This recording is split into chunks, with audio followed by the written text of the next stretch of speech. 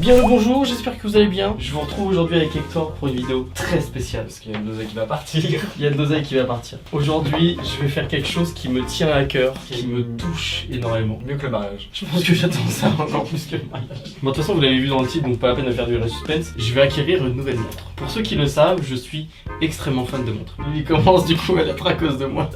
J'adore parce que ça fait 2 ans à peu près que je connais Hector. C'est en 2 ans qu'on se connaît. Il m'a parlé quoi 1 an et 10 mois de montre. Peut-être, ouais, à peu près ça. J'ai 2 montres du coup. J'ai une Rolex et j'ai également une Hublot. La montre que l'on va acheter, c'est une montre qui vient de la marque Omega et qui est la première montre Omega à être allée dans l'espace. La Moonwatch First Omega in Space. En gros, c'est une montre qui est allée dans l'espace et qui a accompagné les astronautes dans les voyages lunaires et dans les voyages Gemini et enfin de l'espace. On a rendez-vous à la boutique Omega à 14h30. On va déjeuner d'abord, on va se rendre à la boutique Omega et puis on va découvrir cette merveille qui est la Speedmaster Moonwatch First Omega in Space. 14h, départ pour la boutique Omega. On va prendre le Uber, on a un Uber qui arrive. On se donne rendez-vous dans quelques minutes là-bas. J'ai hâte. Je commence à voir les petits frissons qui rentrent en moi là de mec, je vais avoir une montre à 5000 €. Ouais, genre, je commence à avoir les petsi petits frissons. Je sais pas si la banquière elle a ces mêmes frissons que moi actuellement. Bon vas-y je coupe, on se retrouve à la boutique. Et on est arrivé devant la boutique Omega. J'ai mon portefeuille, j'ai tout ce qu'il faut. J'ai hâte de rentrer et de découvrir tout ça. Et de vous montrer tout ça surtout. Monsieur Rigno. Il est plus excité que, je crois que quand t'attends McDo. Là je suis très excité. Mais je crois que je serai encore plus quand il y aura ce qu'il y aura à mon poignet. Ça se trouve, elle est plus en stock. Allez. Hop.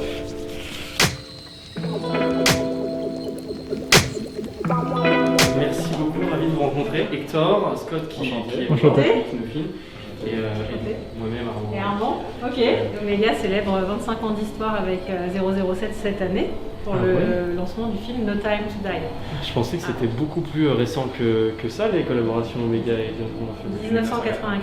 On a les naissances. Voilà. C'est magnifique ça. Allez-y. Et ben, ravi de tous vous rencontrer. Allez-y, je vous en prie. Ça marche. Merci beaucoup. Je vous suis.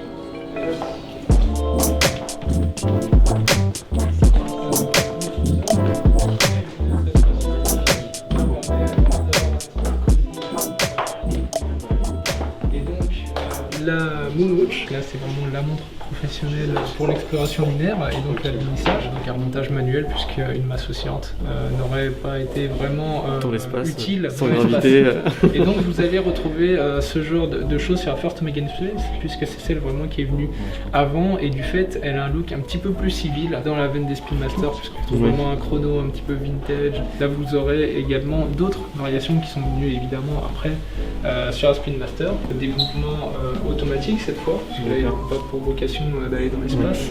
Donc on s'est concentré sur l'objectif technique de ces mouvements. La Graphite ici, c'est de la céramique. L'intérêt principal de cette montre, outre son mouvement automatique de très grande qualité, c'est qu'effectivement elle est légère. La céramique c'est aussi très résistant aux rayures, puisque c'est une matière qui est très dense. Et là, la Speedmaster 57 qui retrouve en fait vraiment l'aspect d'origine. Je viens ensuite à la First Omega in Space, que je vais vous présenter.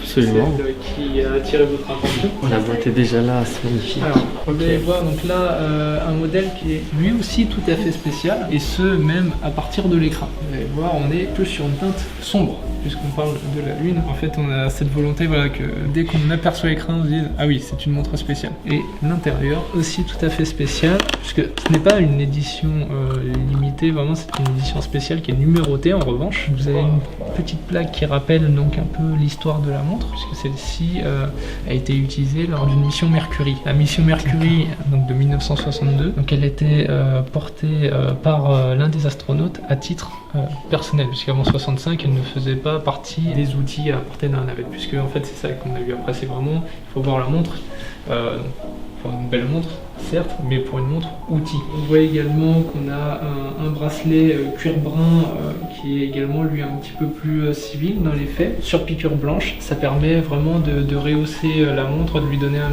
petit côté plus chaleureux. Et on retrouve également, pour avoir une lecture, c'est là que vous voyez que c'est une montre qui a été faite pour chronométrer des courses. Vous retrouverez en fait les aiguilles qui sont blanches uniquement en fait pour le chronographe. Donc là finition donc acier avec Luminova toujours pour que vous puissiez voir même dans la nuit la plus totale sans problème. Ah, ça c'est parfait pour un magicien. Ah oui.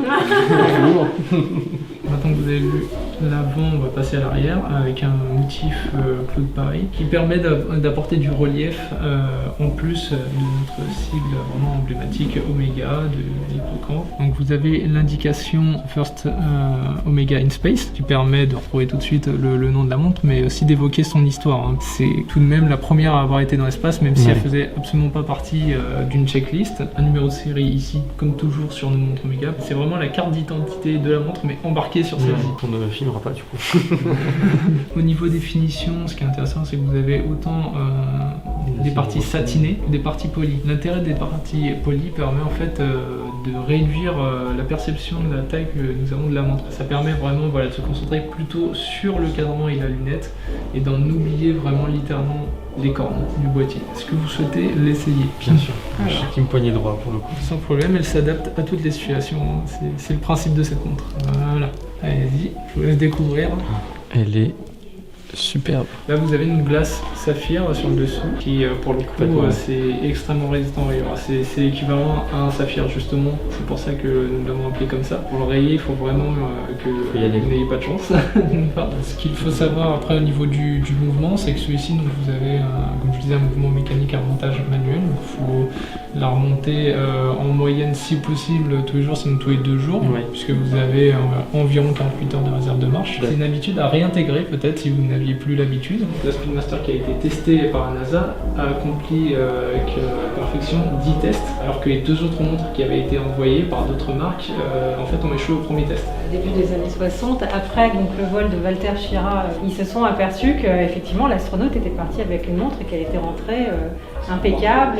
Le verre n'avait pas cassé parce que c'était un verre Esalite. Et ils ont décidé de faire une batterie de test, mais de demander à plusieurs marques d'envoyer des modèles. On ne savait pas trop pourquoi on envoyait des modèles et en fait la Speedmaster Moonwatch qui était déjà commercialisée a subi une batterie de test avec succès et a été choisie et testée et homologuée par la NASA. Vous avez produit une montre et puis il s'avérait qu'elle c'était avait parfaite pour aller dans l'espace. Alors la mission Apollo 13, effectivement, c'était encore une fois pour un alunissage. Ils devaient, une fois qu'ils étaient là-bas, faire quelques mesures et après rentrer. Enfin, la mission n'est pas simple pour autant, mais voilà, normalement l'objectif lui était clair. Ce qui s'est passé, c'est que peu de temps après être partis, ils se sont rendus compte qu'il y avait une défaillance au niveau de leur module. Et petit à petit, en fait, ces défaillances les ont conduits déjà d'une part à se réfugier dans une partie en nacelle, puisqu'ils avaient plus assez d'énergie pour pouvoir déjà aller effectuer leur mission de base. Donc là, l'intérêt était de pouvoir revenir sur Terre en un seul morceau. Donc ce qu'ils ont fait, c'est essayer de conserver le maximum d'énergie, puisqu'il y avait l'énergie pour les machines, mais également l'oxygène, l'eau. Et au moment où ils se sont en fait à nouveau approchés de la Terre, le principal défi, c'est qu'ils avaient vraiment très peu de carburant, puisque ça aussi, ils commençaient à en manquer. Si en fait ils avaient allumé trop tôt ou trop tard leur propulsion, ils auraient soit rebondi sur la Terre avec l'atmosphère, ça les aurait perdus en fait complètement dans l'espace, ils auraient dérivé à l'infini sans espoir de revenir un jour. Ou ils auraient pu effectivement entrer dans l'atmosphère mais beaucoup trop vite et avec le mauvais angle et du fait là complètement brûlé en fait avec la navette. Donc l'intérêt était de pouvoir propulser la navette pendant 14 secondes très précisément pour en fait se remettre dans le mode angle et pouvoir rentrer sur Terre. Après avoir fait eux-mêmes des tests, la NASA ils ont fait des tests pendant ils essayaient de trouver une solution. Une fois qu'ils leur ont donné la solution, ils ont dit voilà, vous avez la seule chose qui vous reste pour chronométrer en fait c'est votre montre. L'instruction était donnée, 14 secondes pour allumer les propulseurs et se réorienter. La Speedmaster elle heureusement était en parfait état de marche. Vous imaginez qu'il y avait certaines choses qui étaient gelées dans la navette, enfin dans la nacelle. Donc je veux dire la montre a quand même résisté à des températures assez agressives. Et donc ils ont activé la montre, les 14 secondes avec les propulseurs et là voilà, ils ont pu rentrer en un seul morceau. C'était vraiment la dernière chance. S'ils avaient vraiment pas eu cette montre, ça aurait été fini. L'histoire est ouf. Comme pour toutes nos montres Omega, celle-ci est garantie 5 ans. En fait, on est tellement sûr de la qualité de nos mouvements que voilà, qu'il y ait un échappement coaxial ou non dessus, on garantit nos montres 5 ans parce qu'on sait qu'elles vont tenir le choc. Là, je vais vous apporter ce qu'il me faut. Superbe. Je vous laisse patienter quelques instants. Il n'y a pas de souci. Quelles sont tes premières impressions? Mes premières impressions? Je suis amoureux. Encore plus qu'avec une fille. Merci. Regardez, c'est Tom, on voit son sourire. Magnifique. Merci beaucoup. T'as acheté quoi là? Un stylo. Monsieur, Est-ce que tu crois qu'il est heureux? Attends, fais voir Thomas. Attends, t'es prêt? Attends, mais je pense qu'on l'a pas bien vu. Attends, regarde. on n'a pas bien vu, je crois. Regarde-moi.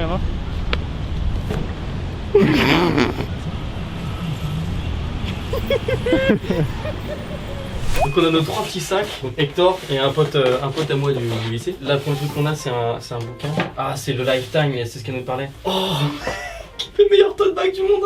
Ah ouais. No Time to Die, regardez ça. Là on a une petite boîte Omega. Oh mais mec ils nous ont filé un porte-carte bro.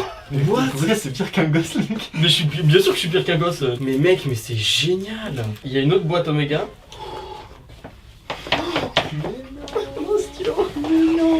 Incroyable. Même ils sont bons. Oh là là, ils sont trop bons le stylo. J'ai jamais cru dire ça. Un stylo ils sont bons. Et on a un dernier petit truc là. J'adore. J'en voulais absolument. C'est une loupe. Tu mets comme ça et tu peux voir ta montre et tout. Mec, on va tellement aller voir les boutiques de montres et aller avec notre petite loupe gros. Et ce qu'il faut savoir c'est que j'ai contacté du coup Omega pour pouvoir tourner dans leur boutique. Ils sont adorables. À toute l'équipe Omega, un énorme merci. Non. 2 heures, 2 dans la heures avec boutique. eux à raconter leurs histoires. T'es là, je voulais acheter une montre à la fin, mais je me suis dit, non, je peux pas. On se reverra. Ok, maintenant place à l'unboxing de la montre. Alors on l'ouvre par le haut Délicatement. comme ça, tout délicatement. Alors avant de commencer par l'écran que vous voyez juste ici, on a sur le côté, vous voyez ce petit compartiment avec du coup les cartes de certification Omega qui sont, elles sont toutes, t'as vu, en mode lunaire un peu, tu vois là, c'est un cure, on dirait le sol lunaire un peu. Je peux pas aller sur la lune, je pourrais pas te dire. T'es jamais allé sur la lune? Tu me déçois un peu. Et donc l'écran, on va sortir de la boîte, hop, l'écran qui est là et qui est juste absolument somptueux. Et là quand on ouvre, Magnifique. waouh.